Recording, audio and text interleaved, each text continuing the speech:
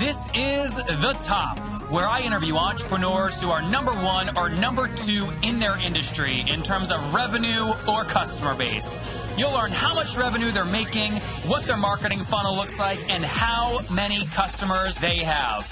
I'm now at $20,000 per top. 5 and 6 million. He is hell-bent on global domination. We just broke our 100,000 unit sold mark. And I'm your host, Nathan Latka.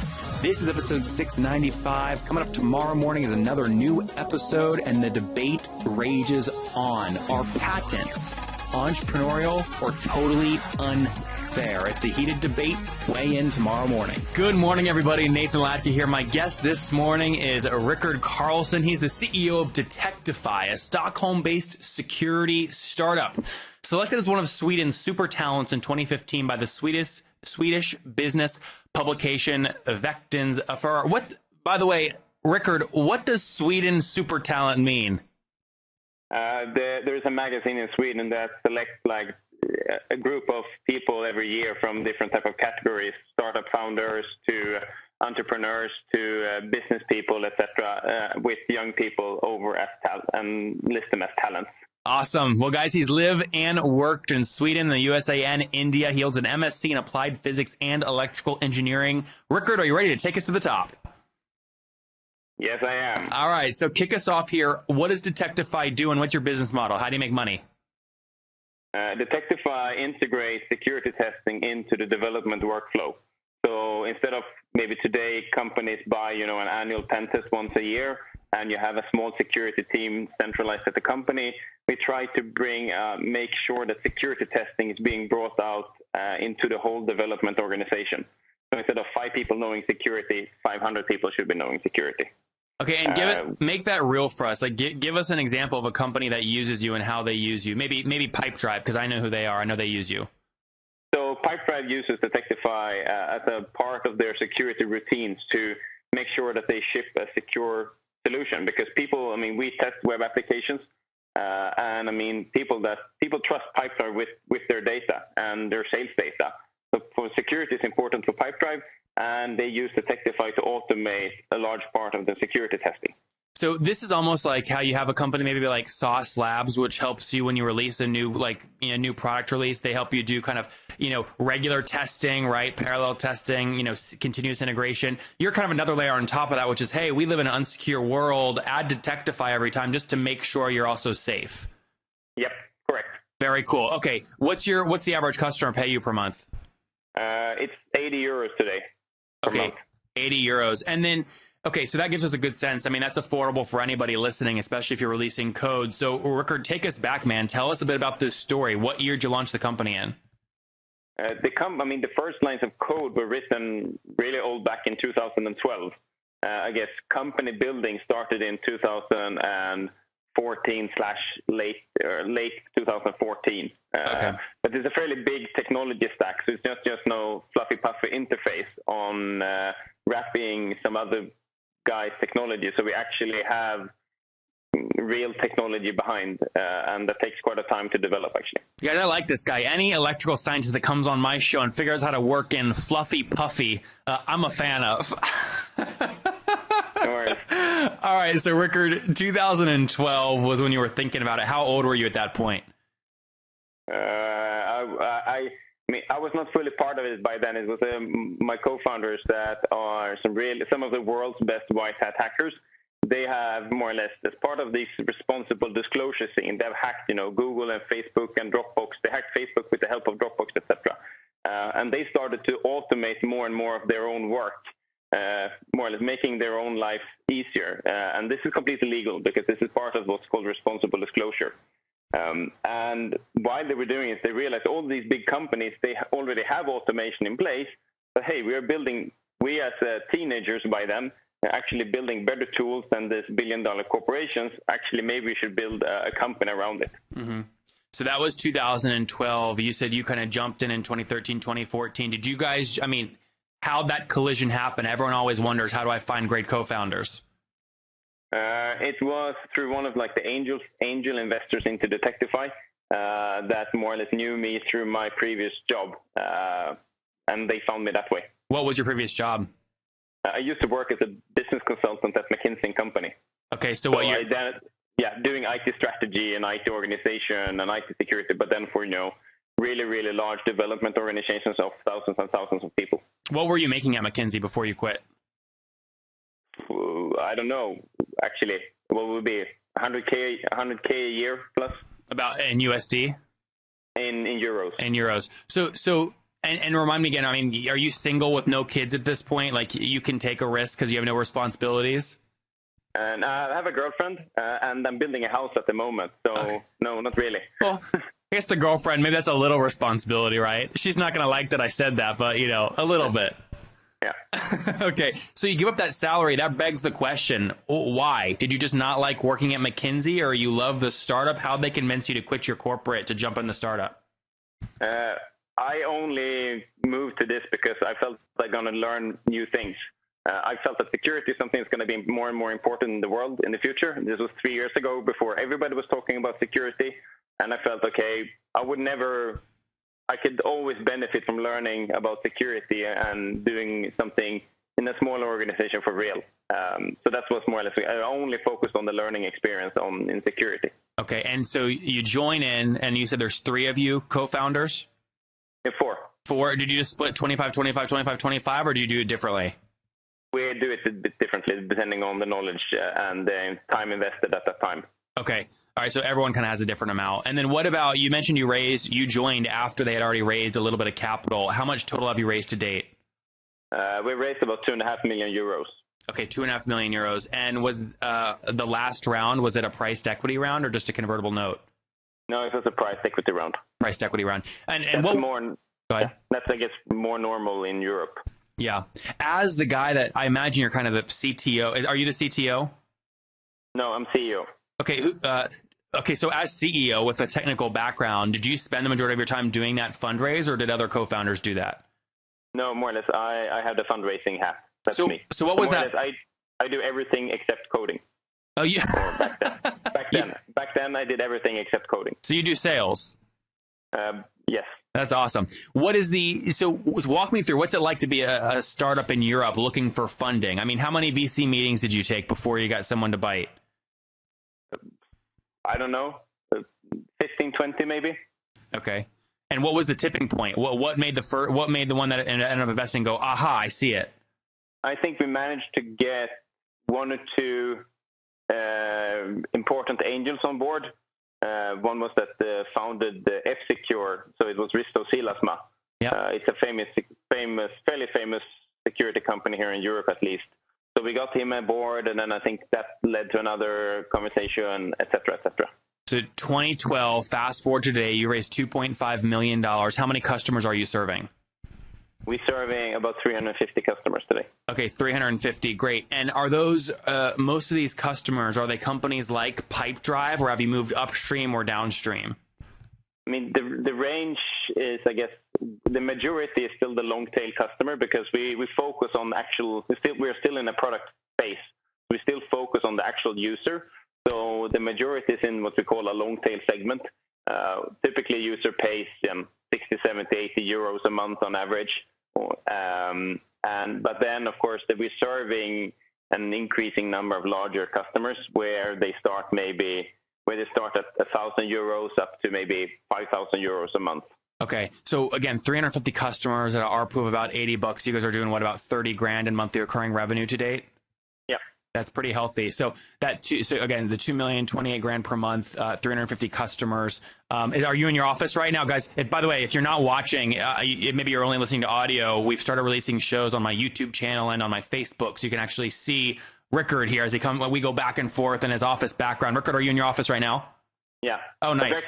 We're moving on Saturday, so the background will look different if you would have done it in a week from now.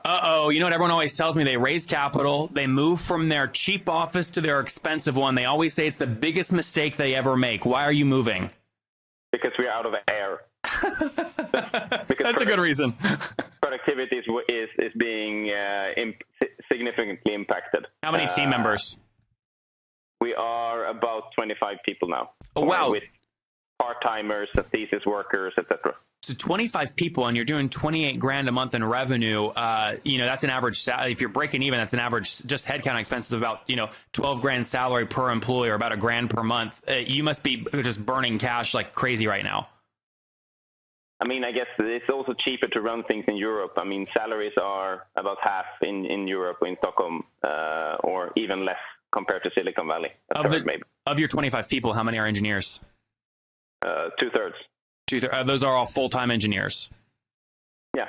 Interesting. Okay, good. I mean, I don't know what your numbers are, but I mean, I've heard folks bringing on junior developers in Europe, especially Dublin's a hotbed for this kind of thing, for somewhere between, call it 40 and 60,000 USD, and then seniors are going for between kind of 90 and 120. Does that generally match up with what you're seeing?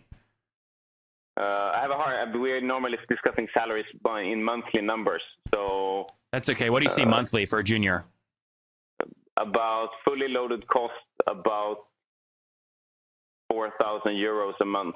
Fully weighted, do you take your rent payment and divide it by 25 team members? Is that included? No, then I include direct salary and social benefits costs. Social benefits. Okay, you said for about four. So maybe 4,500 euros a month. Awesome. So that's interesting. Those dynamics are interesting. Walk us through some of the other economics here. So it's a cohort of 350 customers. What's your gross customer churn per month? About 2%.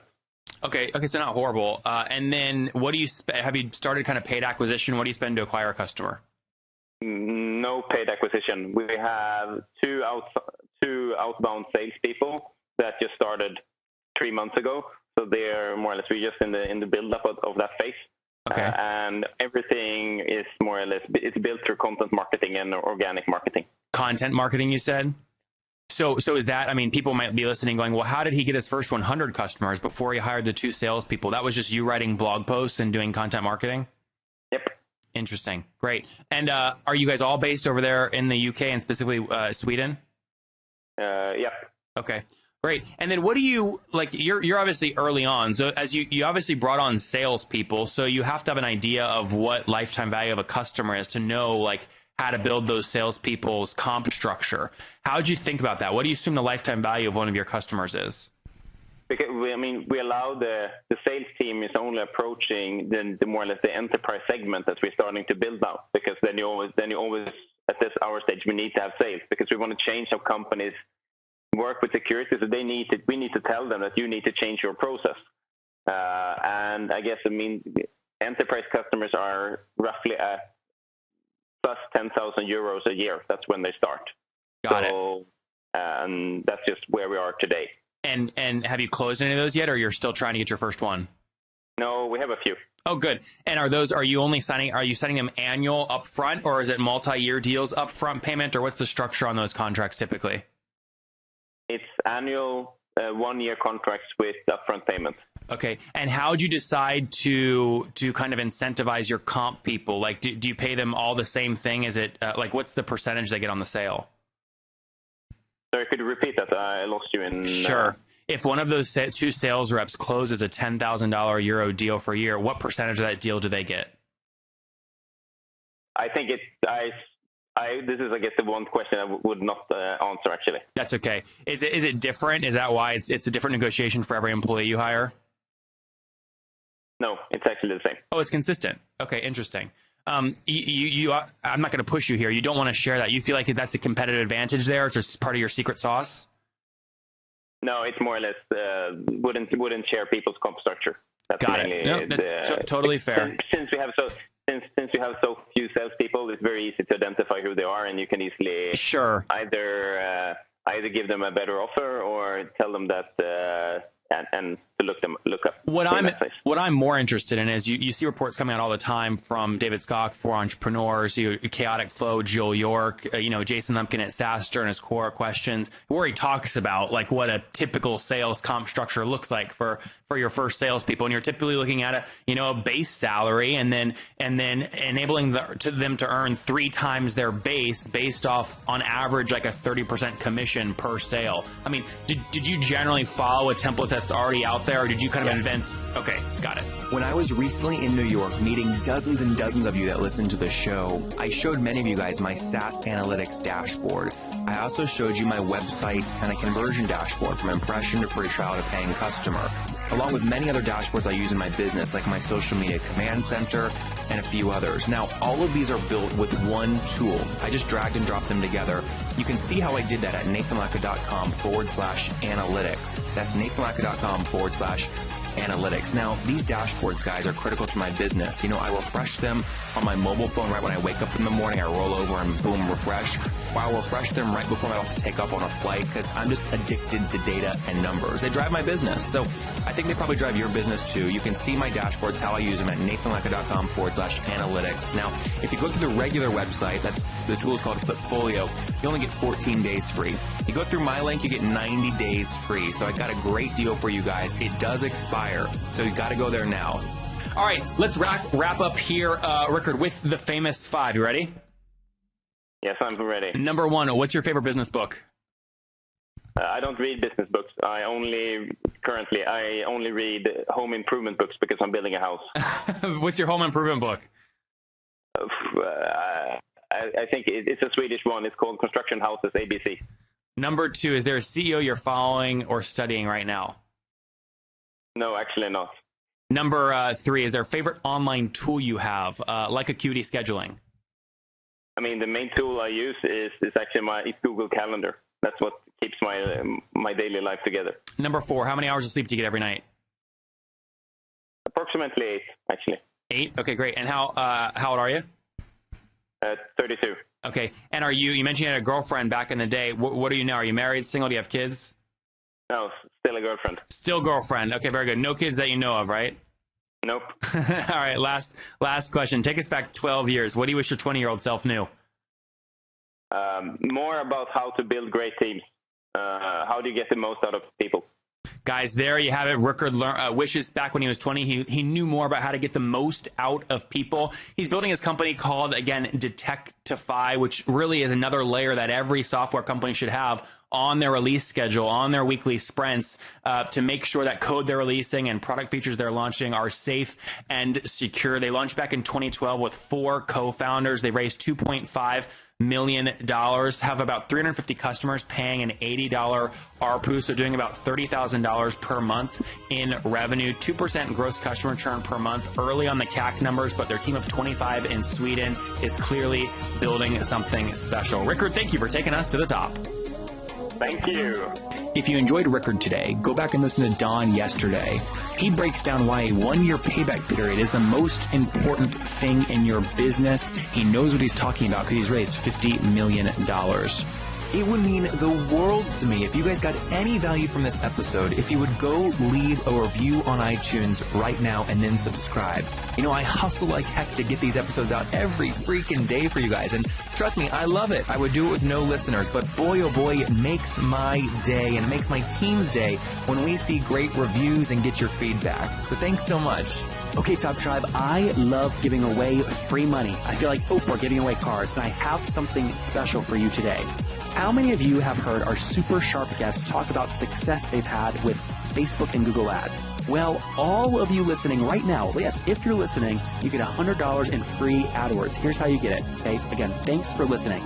Get the free $100 from Google right when you sign up with my website host provider, HostGator. Go sign up now to get your free money. HostGator.com/Nathan. Again, that's HostGator.com/Nathan.